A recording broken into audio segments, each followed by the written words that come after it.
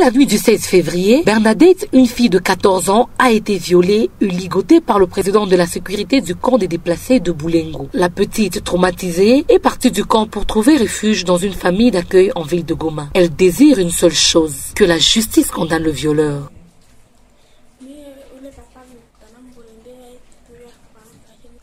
Cet homme m'a rencontré dans notre hutte, il m'a violé, m'a battu, il m'a ligoté et il m'a lié à un arbre à côté de notre hutte. J'ai commencé à crier, il m'a alors versé de l'eau et je me suis évanouie. Je me sens meurtrie. Je veux que la justice le punisse jusqu'à regretter son acte. La promotion d'appui aux initiatives féminines PAIF en sigle, une organisation de défense des droits de la femme au nord et sud Kivu, étant saisie de la situation, décide d'accompagner juridiquement Bernadette. L'auteur est arrêté, mais le procès n'a pas débuté. PAIF craint que l'auteur soit libéré par les magouilles de la justice congolaise. Immaculée Biraeka, la coordonnatrice de PAIF.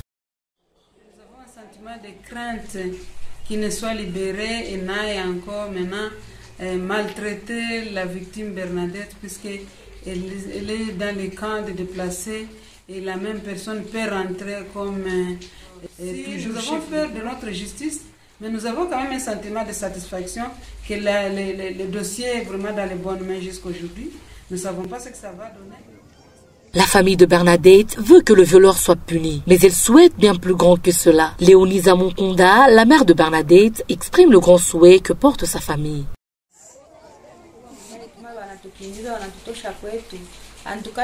En tout cas, que ceux qui sont à la base de cette guerre soient aussi poursuivis par la justice, car c'est à cause de la guerre que nous sommes ici. On ne serait pas dans les camps, ma fille ne serait pas violée. Poursuivre les auteurs de viols est un atout de la part de la justice congolaise. Il est important que cette justice protège les victimes qui dénoncent. Il serait plus rassurant que ces victimes soient punies et purgent leur peine. Goma, Clarisse Zindula pour Voices of Africa.